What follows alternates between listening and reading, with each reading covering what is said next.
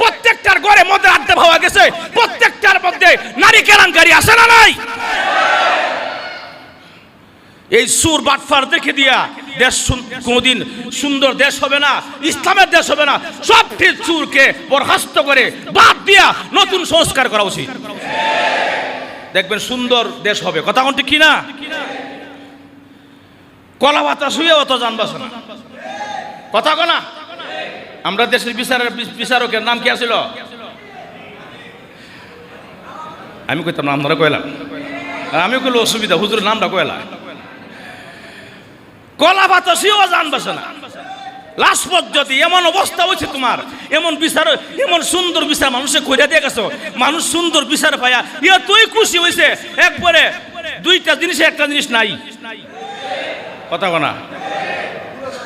High হাই হাই হাই হাই হাই হাই। আর একজনকে ধরে আনছে পুলিশের সামনে, পুলিশের গেরাওর মাঝে ওই দেখা যায় এর আর একজন এসে ঘুষি মারছে।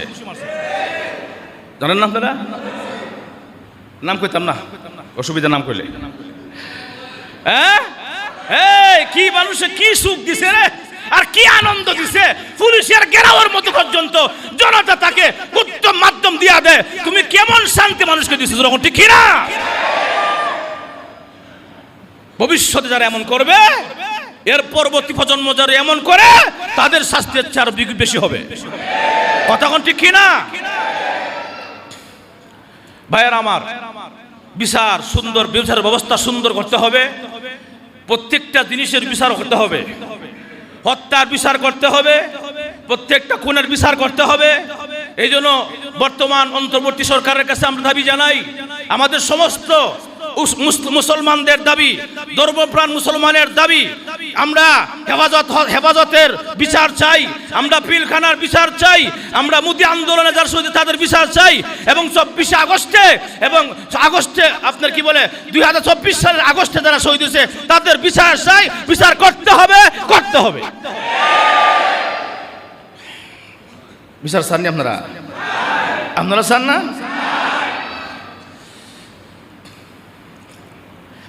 সুন্দর বিচার প্রতিষ্ঠা করা,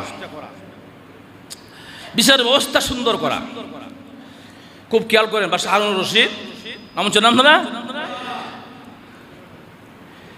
বাদশাহ হারুন রশিদের যুগে একজন নাম ছিল আপনার বিচারপতি, এবং সে বড় আল্লাহওয়ালা বুজুর্গ, তার নাম কাজী ইয়াফি। কাজী ইয়াফি বা ওয়াফি, যে কোনো একটা শব্দ এখানে, কাজী ইয়াফি। তো কাজী ইয়াফি রহমাতুল্লাহ আলাইহি উনি বিচারক, আর বাদশাহ হলো কে? বাদশাহ হারুন। কথা বুঝে না? কাজী ইয়াফি উনার নামে বিচার গেছে, আপনার কি বলে, উনার নামে বিচার গেছে বাদশার কাছে, বাদশাহ হারুনের কাছে, যে আপনার কাজী ওয়াফি বিচারক, সে গরিবদেরকে একরকম বিচার করে, আর যারা প্রভাবশালী তাদেরকে আরেক রকম বিচার করে। এই বিচারটা চলে গেল কার কাছে? বাদশার কাছে। আরে আমার দেশের আমার দেশের বিচারক বিচার বেশ কম করে। আমি তো শুনে অবাক হয়ে গেলাম, এটা করে কিভাবে? এমনি লোক পাঠাইছে, কাজী ওয়াফিকে খবর দাও বিচারপতিকে আমার কাছে আসতে। বিচারপতিকে তালাশ করছে, বিচারপতিকে ডাকছে, ডেকে দরবারে আনছে, বাদশার দরবারে। বাদশাহ দরবারে আনছে, এবং তার সাথে আরো কিছু লোক আছে। ওই বাদশার লোকেরা, মন্ত্রিসভার লোকেরা আরো কিছু জমা ছিল। মন্ত্রিসভার লোকেরা প্রায় অনেক 15-20 জন লোক, এবং কাজী ওয়াফিও সামনে, যে হে বিচারক, তোমার নামে তো নালিশ আসছে, আমি তো বিশ্বাস করতে পারি না, তুমি একজন আল্লাহওয়ালা মানুষ, তুমি গরিবের বিচার করো একরকম, আর প্রভাবশালী বিচারটা আর একরকম করো কেন? এত করে কি তুমি আল্লাহর কাছে তুমি মাপ পাবে? আল্লাহর কাছে তুমি মাপ পাবে, তুমি ধরা খেয়ে যাবে আল্লাহর কাছে। কাজী ইয়াফি উনি কোন কথা বলে না। কিছুক্ষণ পরে এই কথা বলার পরে বাদশাহ হারুন একটা হাসি দিল, হচ্ছু কথা বলা আছে না? হাসি দেওয়ার পরে মন্ত্রিসভার সব লোকেরা যারা সামনে আসছিল, হেরা ইয়ারহামুকাল্লাহ। আচ্ছা, হাসি শোনার যখন আলহামদুলিল্লাহ কয়, তখন কি কয় আমরা? ইয়ারহামুকাল্লাহ। সবাই ইয়ারহামুকাল্লাহ কইছে, কিন্তু কাজী ইয়াফি উনি ইয়ারহামুকাল্লাহ কইছে না, চুপ করে রইছে। এখন কয় কিরে, তাহলে তো বিচার দিয়ে দিছে হেরা, সঠিক দেখা যায়, এ তো আসলে দেখা যায় বেশ কমে গেছে।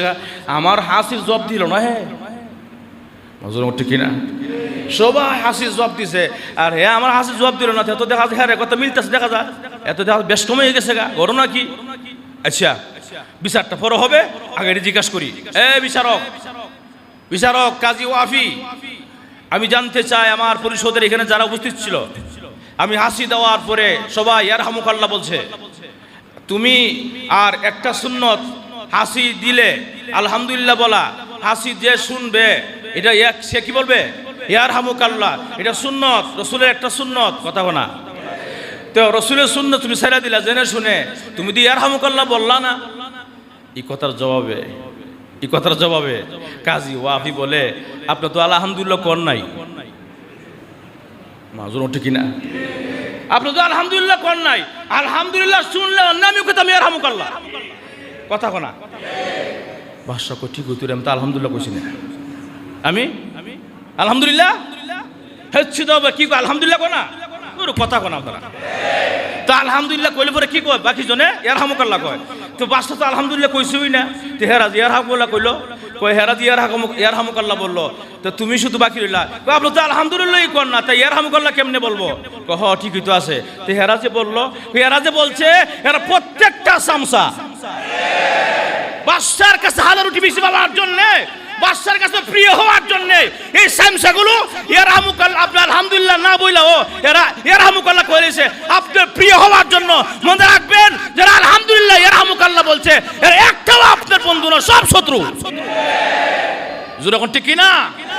তো আমরা দেশের প্রধানের কাছে সবাই ছিল তারই শত্রু, কথা বলা তার শত্রু ছিল, যখন ঠিক কিনা? সামসা জান্নাতি কয়ালায় সার্টিফিকেট দিয়ালায়, কথা বলা। এরপরে হ্যাঁ এই কথা কয়লায়, এই কথা কয়লায়, কমিশনের কয়লায়, কত কিছু যে কয়। তো যে কথা বলতেছিলাম, কাজী ওয়াফি এই বক্তব্য শুনে বাদশা হারুন করে সব বনাস হইব, এরকম দুষ্টুস নাই, এর তাড়াতাড়ি করে আমানত ফিরে দিয়াও, সুবহানাল্লাহ করে যেমনে আনছো এমনি দিয়াও। কাজী ওয়াফি সাধারণ বিচক্ষণ লোক না, সে বেইনসাফ করতে পারে না, যখন সুবহানাল্লাহ। কিছুদিন পর ওই আবার বাদশা হারুনুর রশিদের বউ কাজী ওয়াফির কাছে খবর গিয়া বিচার দিছে বাদশার নামে, সুবহানাল্লাহ। বাদশা তো জানে না, কিরে বিচার দিল কেরা? এমনি কাজী ওয়াফি ডাকছে বাদশাকে, ওনার কাছে তালাশ করছে, মানে ডাকছে, বাদশা আপনার নামে বিচার আছে। বাদশা তো থমকে গেছে, গাড়ি আমার নামে বিচার? খেয়ে দিল বিচার আমার নামে?